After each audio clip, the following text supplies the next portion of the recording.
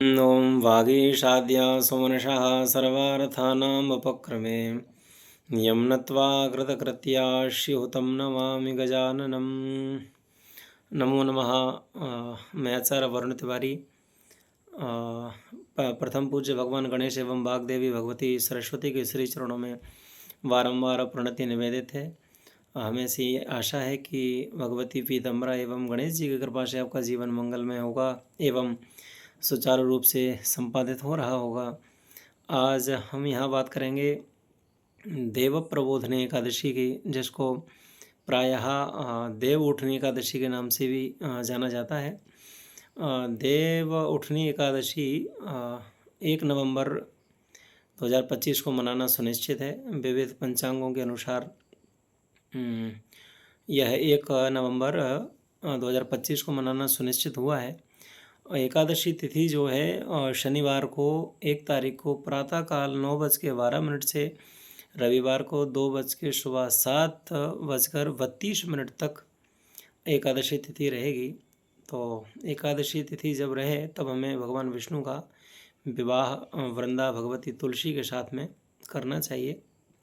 आज विशेष रूप से यहाँ बात करेंगे देव प्रबोधिनी एकादशी कब से मनाना प्रारंभ हुआ है, हमें क्यों मनाना चाहिए, क्या हमारी विधि है, किस विधि से भगवान तुलसी का और भगवान विष्णु का विवाह हमें संपादित करना है।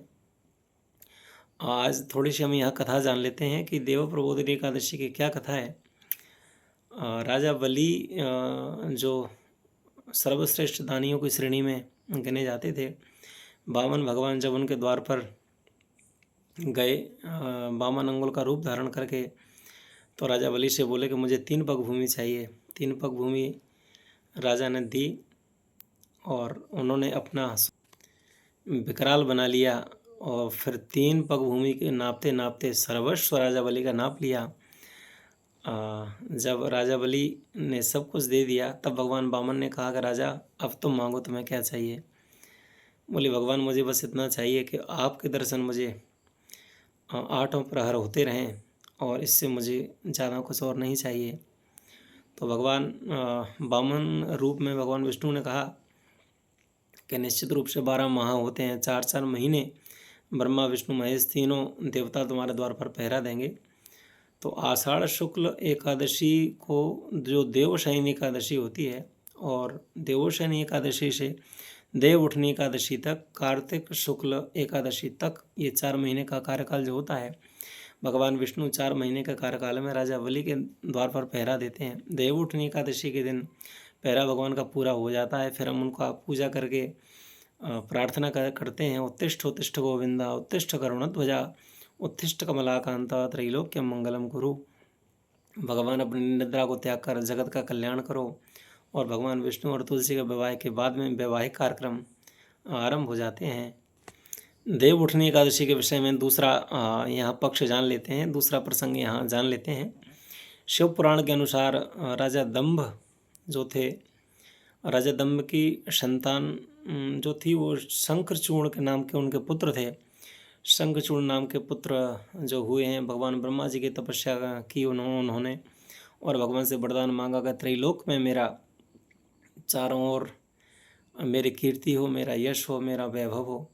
भगवान ने कहा मैं ये सब कुछ तुम्हें प्रदान कर सकता हूँ, लेकिन अमरता का वरदान तुम्हें प्रदान नहीं कर सकता। तो बोले भगवान मुझे अमरता का वरदान प्रदान नहीं करो, लेकिन मेरा सर्वस्व चारों तरफ फैला रहे, ऐसी मेरे ऊपर कृपा करो। तो भगवान ब्रह्मा ने उनके वक्षस्थल पर एक श्री हरि का कवच प्रदान कर दिया और शंखचूर्ण से कहा कि जब तक तुम्हारे वक्षस्थल पर श्री हरि का कवच धारण रहेगा तब तक तुम्हें त्रैलोक में कोई परास्त नहीं कर सकता। शंखचूर्ण के पास जब श्री हरि का कवच प्राप्त हो गया तो एक समय बाद उनका बहुत अत्याचार बढ़ गया, देवता परेशान हो गए। देवता सभी भगवान विष्णु के पास गए कि इनके अत्याचार से भगवान मुक्त करो। भगवान विष्णु ने कहा शंकर के पास जाइए, शंकर भगवान अपने त्रिशूल से शंखचूर्ण का संहार करेंगे। तो भगवान शंकर के पास गए। भगवान शंकर जब युद्ध करने लगे, संहार जब त्रिशूल का प्रहार शंखचूर्ण के ऊपर करने लगे, तो ऊपर से आकाशवाणी हुई कि इनके शरीर पर जब तक ये है श्री हरि का कवच रहेगा तब तक इसको त्रिलोक में कोई परास्त नहीं कर सकता।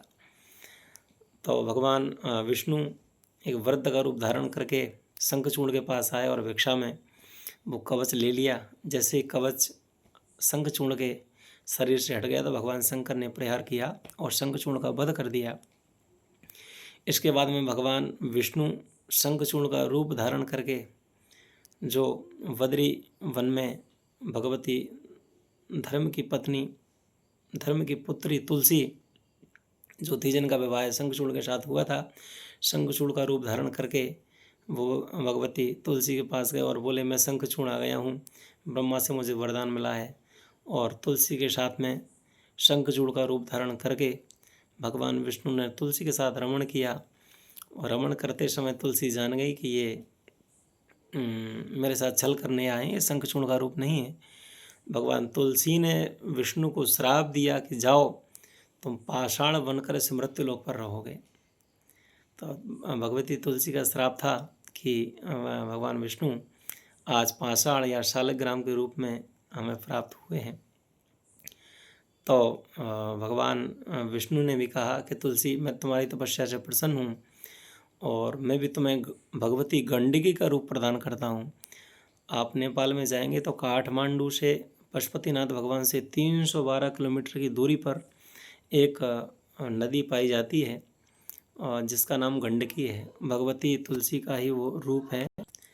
उन्होंने कहा कि गंडकी के रूप में तुम यहाँ निवास करो और शालिग्राम के रूप में मैं इसी गंडकी में निवास करूँगा। तो पति पत्नी का साथ में यही रमण करेंगे। तो प्रायः देखा जाता था कि पूर्व काल में कि गंडकी नदी में तुलसी का पत्र छोड़ने से भगवान विष्णु शालिग्राम के रूप में ऊपर आ जाते थे। लेकिन अब प्रायः ये जब पाप अतिशय बढ़ गए हैं तो ये आज के समय में देखने को नहीं मिलता है। तब इतनी सारी क्रियाकलाप होने के बाद में भगवान तुलसी का विवाह शालिग्राम के साथ हुआ।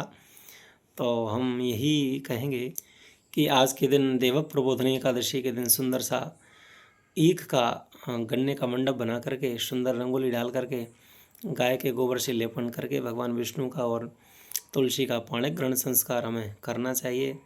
विधि विधान से षोडशोपचार की विधि से हमें उनका पूजन करके परिक्रमा करना चाहिए। 7 परिक्रमा करने का विधान है। प्रायः वैसे तो 4 परिक्रमाएँ की जाती हैं, धर्म अर्थ काम मोक्ष। 4 परिक्रमाओं ये करें या फिर 7 परिक्रमाएँ करके भगवान का विवाह, तुलसी और विष्णु का विवाह करें। उसके बाद में विवाह कार्यक्रम आरंभ हो जाते हैं। छोटी सी बात कह के यहाँ अपनी वाणी को विराम दूंगा। ईश्वर का दिया हुआ कुछ अल्प नहीं होता, ईश्वर का दिया हुआ कुछ अल्प नहीं होता, जो बीच में टूट जाए वह संकल्प नहीं होता।